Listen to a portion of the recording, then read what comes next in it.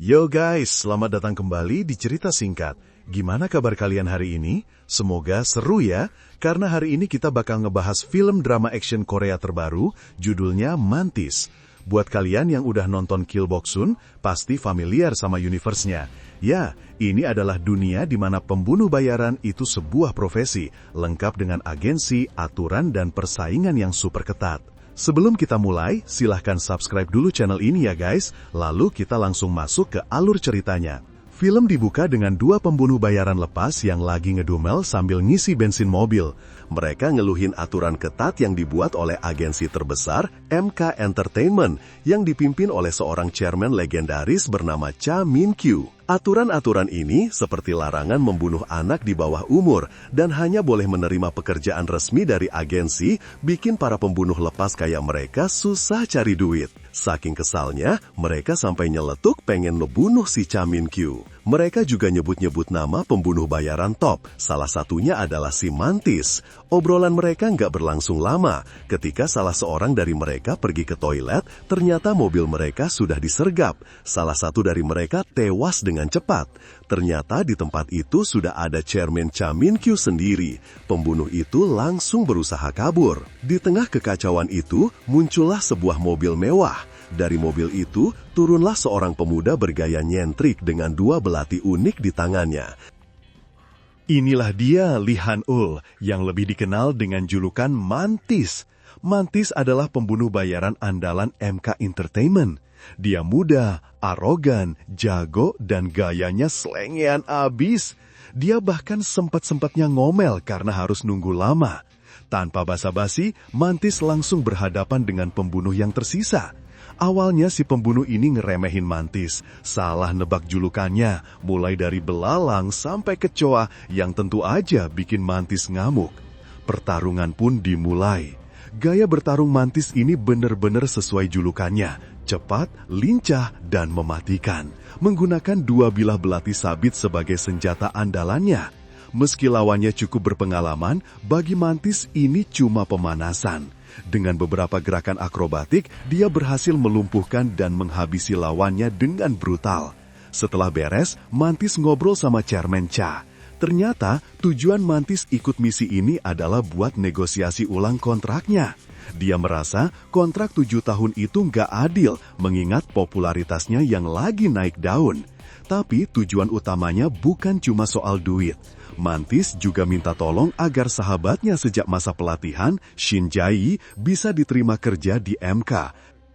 Chairman Cha yang sudah paham betul sifat Mantis, awalnya cuma senyum-senyum aja.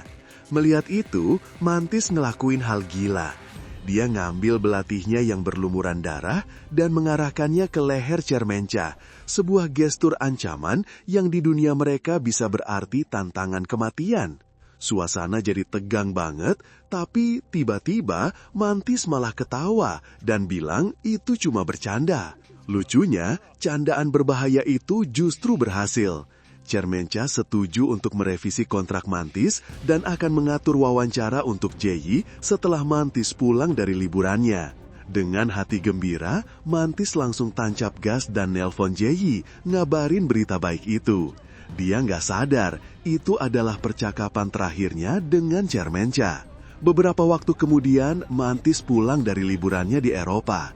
Tapi sambutan yang dia dapat jauh dari yang diharapkan. Dia kaget setengah mati pas dengar kabar bahwa MK Entertainment, agensi paling berkuasa itu, telah hancur. Chairman Cha Min-kyu dan adiknya, Cha Min-hee, tewas dibunuh oleh Gil Boksun, pembunuh legendaris lainnya. Begitu tiba di bandara, Mantis yang sekarang jadi pengangguran langsung dikerumuni oleh perwakilan dari agensi-agensi lain yang ingin merekrutnya. Di tengah kekacauan itu, dia menghubungi Jae, berharap bisa dijemput. Tapi Jae bilang dia lagi sibuk kerja, dan tentunya ini maksudnya bukan kerjaan biasa. Mantis akhirnya berhasil kabur dan menemui teman-teman lamanya di markas mereka yang sederhana. Di sana, Jae sudah menyiapkan makanan kesukaan Mantis. Reuni ini seharusnya jadi momen bahagia, tapi suasananya terasa canggung. Teman-temannya yang lain kecewa karena dengan hancurnya MK, kesempatan mereka untuk ikut direkrut juga hilang. Kecanggungan memuncak ketika salah satu temannya nyeletuk kalau Jay sekarang udah ada yang punya.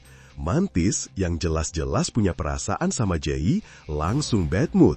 Obrolan pun jadi panas. Mantis yang arogan meremehkan kemampuan teman-temannya dan bahkan Jay sendiri. Bilang kalau mereka semua butuh perlindungannya untuk bertahan hidup. Jay yang gak terima diremehkan langsung menantang Mantis. Mereka berdua akhirnya sparring mengulang kembali rivalitas mereka di masa lalu. Pertarungan mereka sangat seimbang, menunjukkan kalau skill Jay memang gak main-main. Di sela-sela pertarungan, kita dapat kilas balik ke masa pelatihan mereka. Ternyata, Jay sering mengalahkan Mantis. Tapi, Mantis gak pernah marah kalau kalah dari Jay. Kenapa? Karena setiap kali dia terjatuh, Jay adalah orang yang selalu mengulurkan tangan untuk membantunya bangkit. Momen inilah yang membuat Mantis jatuh cinta. Pertarungan mereka berakhir tanpa pemenang. Tapi ketegangan di antara mereka belum usai. Jay bilang dia nggak pernah minta bantuan Mantis dan dia bisa sukses dengan caranya sendiri. Oke, setelah perdebatan sengit itu, Jay bilang kalau dia mungkin kenal satu orang yang bisa bantu mereka. Dan orang ini bukan orang sembarangan guys. Mantis pun nyamperin orang ini ke sebuah pesta pribadi. Ternyata orang itu adalah mentor lama mereka berdua yang dikenal sebagai Old Man Doggo. Tapi, reuni ini nggak diisi dengan pelukan hangat, melainkan baku hantam. Doggo langsung nyerang Mantis, kayaknya sih ini cara unik dia buat ngetes skill murid kesayangannya yang udah lama nggak ketemu. Pertarungan mereka brutal, bahkan sampai pakai alat-alat pajangan sebagai senjata.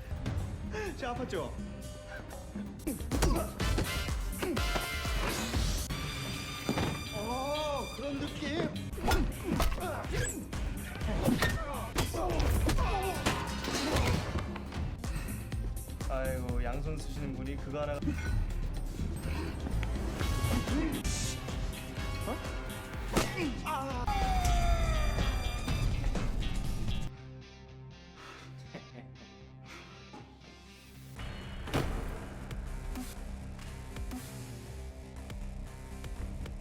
Setelah pertarungan brutal tapi seru itu, mereka akhirnya duduk buat ngobrol sambil makan burger. Disinilah Mantis konfrontasi Doggo. Dia curiga kalau Doggo, yang katanya udah pensiun, lagi nyiapin sesuatu yang besar. Apalagi setelah dia lihat si CEO aneh, Benjamin Joe, di pesta Doggo. Dan bener aja, Doggo ngaku kalau dia berencana buat ngambil alih MK dan ngebangun kembali agensi itu dari puing-puingnya. Melihat kesempatan, Mantis langsung to the point. Dia minta Doggo buat ngerekrut Jai, tapi Doggo langsung nolak mentah-mentah. Dan disinilah kita dikasih flashback paling penting di film ini. Ternyata, pas ujian kelulusan dulu, Jai itu sebenarnya menang lawan Mantis. Tapi, Chairman Cha Min-kyu yang nonton pertarungan itu punya pandangan lain. Dia ngeliat kalau Mantis punya insting membunuh yang alami dan brutal, sementara Jai terlalu bersih dan teknis. Menurut Cha, Jai nggak akan pernah bisa ngalahin potensi Mantis yang sebenarnya. Karena itulah, Mantis yang dipilih dan Jai yang tersingkir. Jai yang nggak terima, saking marahnya, sampai nantang Mantis duel ulang pakai pedang asli, yang artinya duel sampai mati. Karena dianggap terlalu ambisius dan berbahaya, Jai akhirnya dilepaskan dari MK. Balik ke masa sekarang, Doggo nawarin Mantis posisi tinggi di MK yang baru, tapi dengan syarat dia harus ninggalin Ji. Tentu aja Mantis yang bucin ini nolak. Dia pun ninggalin Doggo dengan perasaan galau. Mantis lalu nyamperin Ji yang lagi latihan. Dia ngajak Ji buat bikin perusahaan sendiri dari nol. Awalnya Ji ragu, gimana caranya mereka bisa dapat investor.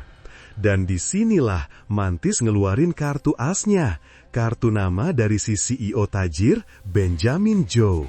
Yap, Mantis berhasil ngedapetin investor buat perusahaan baru mereka.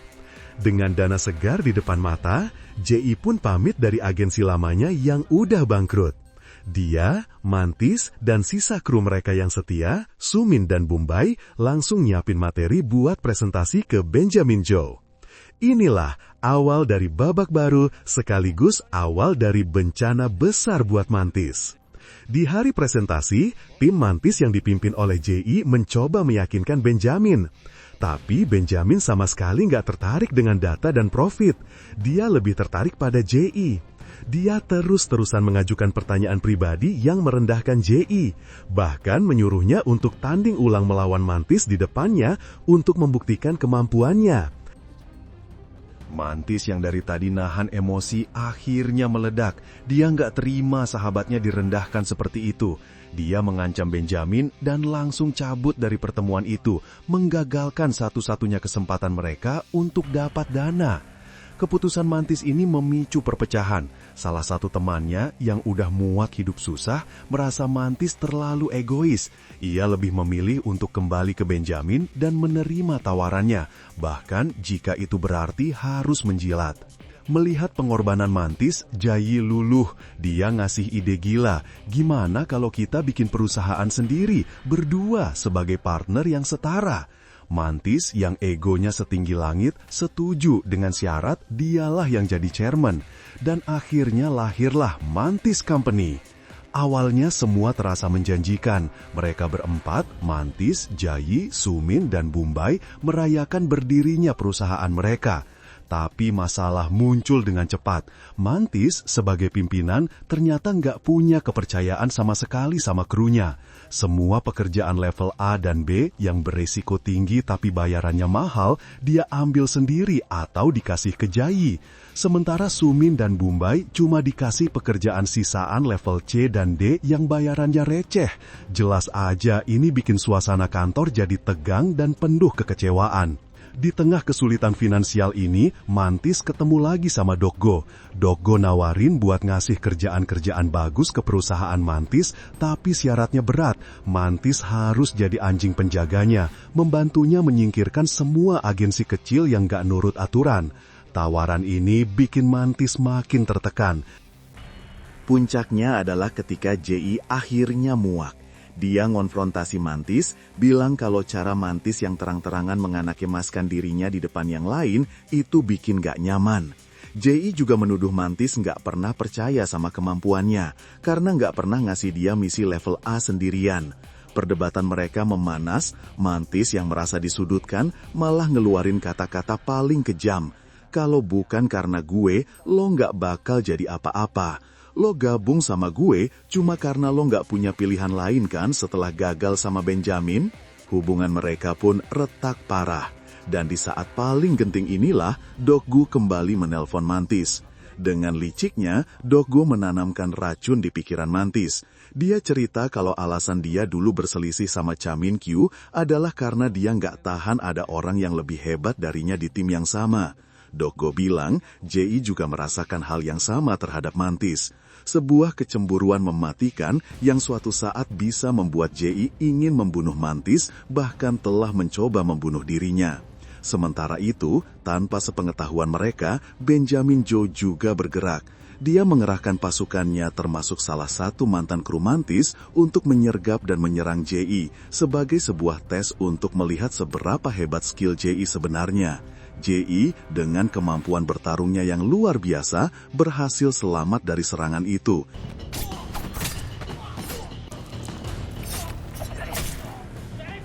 진짜 제이가 진검으로 하겠다고 했어요?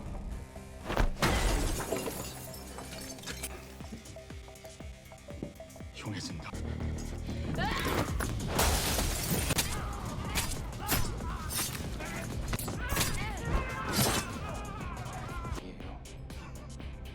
나도 참이기를 죽임.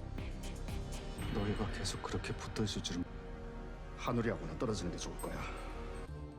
너한텐 가혹한 일이잖아.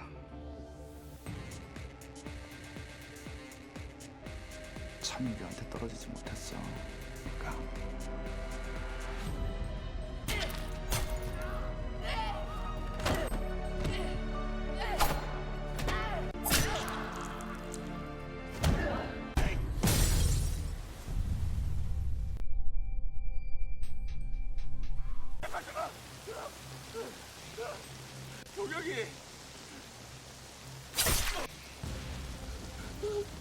제이가 내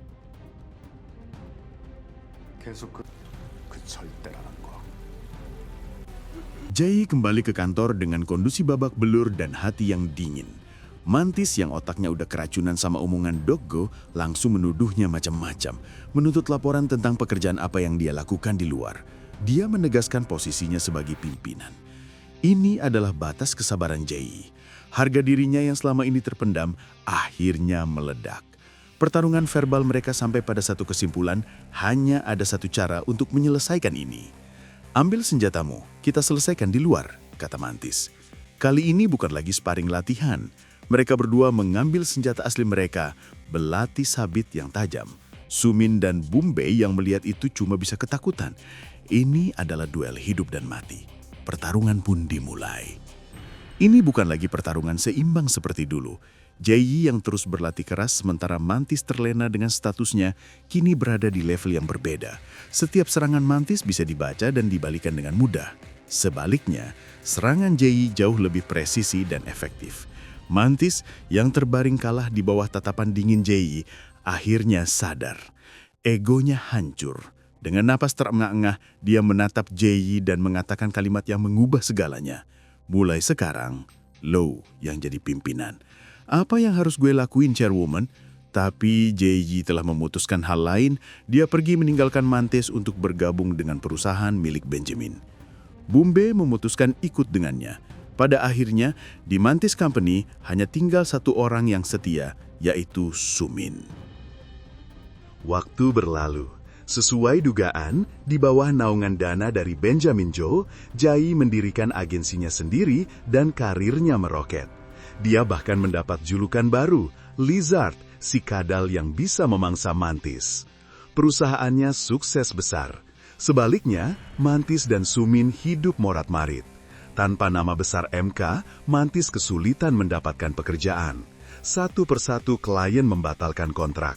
Untuk bertahan hidup, dia terpaksa mengambil pekerjaan-pekerjaan level rendah. Di tengah kesulitannya, Doggo menghubunginya lagi. Dia menawarkan beberapa pekerjaan kecil dengan satu syarat. Mantis harus mendukung Doggo dalam pertemuan besar seluruh agensi pembunuh bayaran yang akan segera diadakan. Tujuannya adalah untuk menegaskan kembali aturan lama MK dan mengukuhkan kekuasaan Doggo. Kali ini, Mantis mempercayakan sebuah pekerjaan level B dari Doggo kepada Sumin. Walaupun dengan susah payah, akhirnya Sumin berhasil menyelesaikannya di bawah tekanan Mantis yang terus mengawasi dari mobil.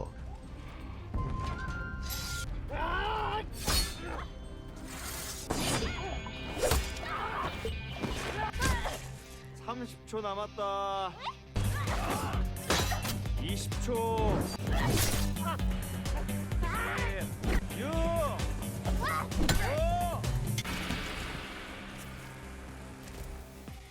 Tibalah hari pertemuan besar itu.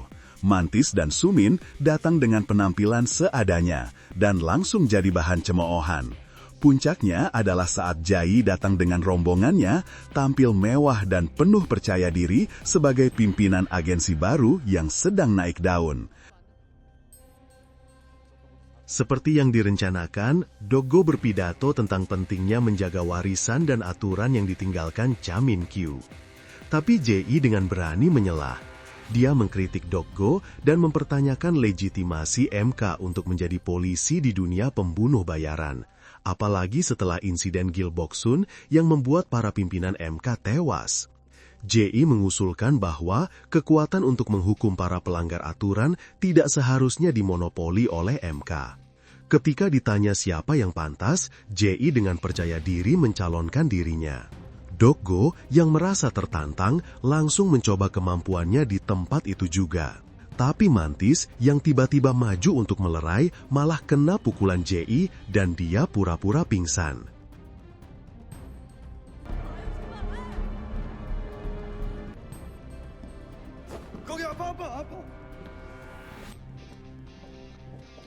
Setelah insiden itu, Mantis berada di titik terendahnya. Salah satu pekerjaan yang diberikan Doggo adalah untuk membunuh seorang ketua agensi kecil yang sudah bangkrut, Baeso.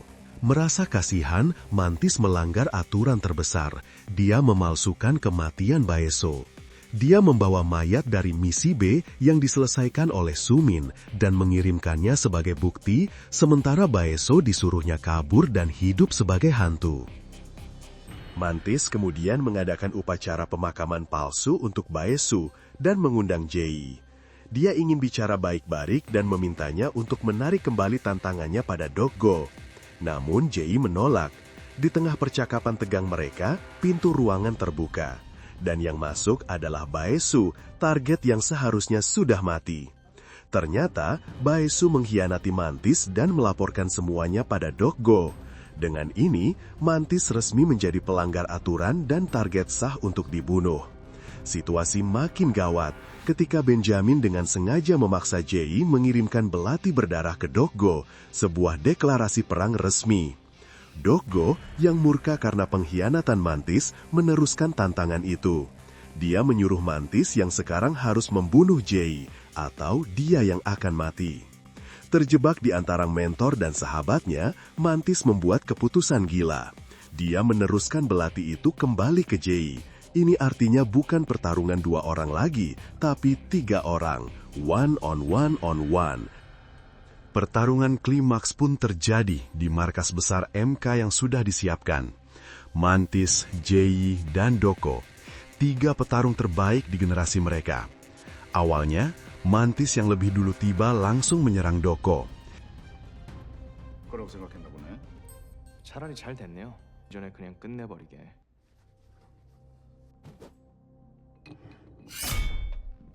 나를. 문이 열리는 즉시 나는 걔한테 달려들 거야.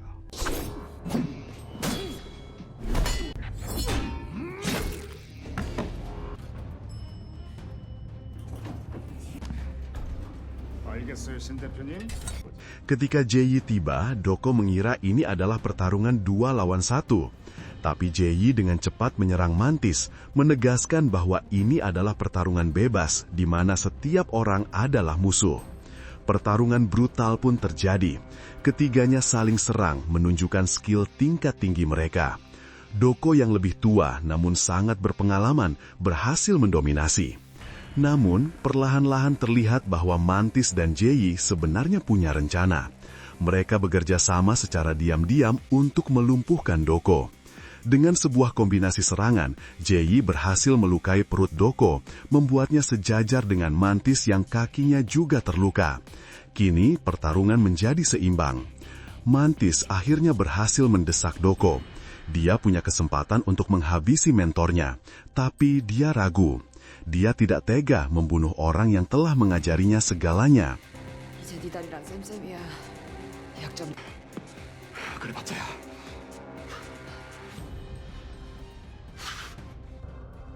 그 절대라는 말.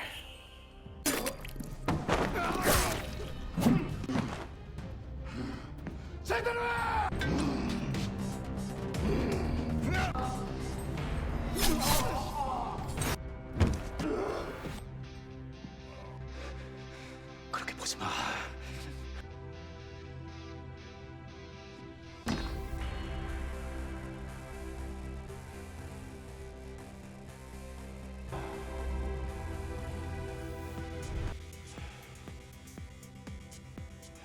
Melihat keraguan Mantis, Jae tidak menyia-nyiakan kesempatan.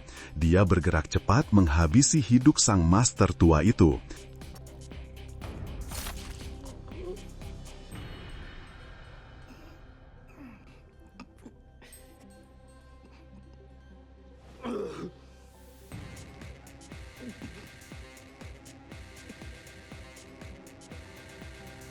Dengan tewasnya Doggo, pertarungan berakhir.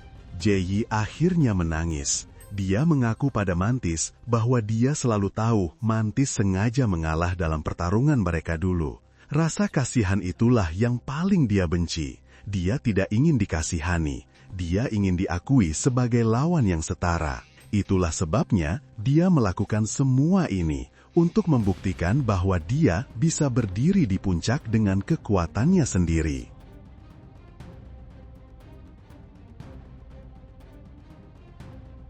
Beberapa waktu kemudian, kita melihat Benjamin Jo sedang memberikan seminar motivasi. Dia berbicara tentang bagaimana dunia ini kejam dan cara untuk bertahan hidup adalah dengan menjadi lebih kejam. Terungkap bahwa dialah dalang di balik semua ini yang memanipulasi Jae-yi untuk menyingkirkan Dokgo agar dia bisa mengambil alih MK. Jae-yi yang sekarang menjadi pimpinan baru sadar bahwa dia hanya bidak catur. Musuh berikutnya adalah Benjamin. Di adegan terakhir, mobil Benjamin Joe tiba-tiba dihentikan di tengah jalan karena ada Sumin Sengan menyeberang. Dan yang nyetir mobilnya adalah Mantis. Jae-yi ternyata telah memberikan pekerjaan baru untuk Mantis untuk menghabisi Benjamin. Gimana guys? Plot twistnya gokil banget kan? Terima kasih sudah nonton video ini sampai akhir. Jangan lupa klik tombol like, tinggalkan komentar kalian di bawah, dan jangan lupa subscribe channel Cerita Singkat biar nggak ketinggalan rekap film seru lainnya.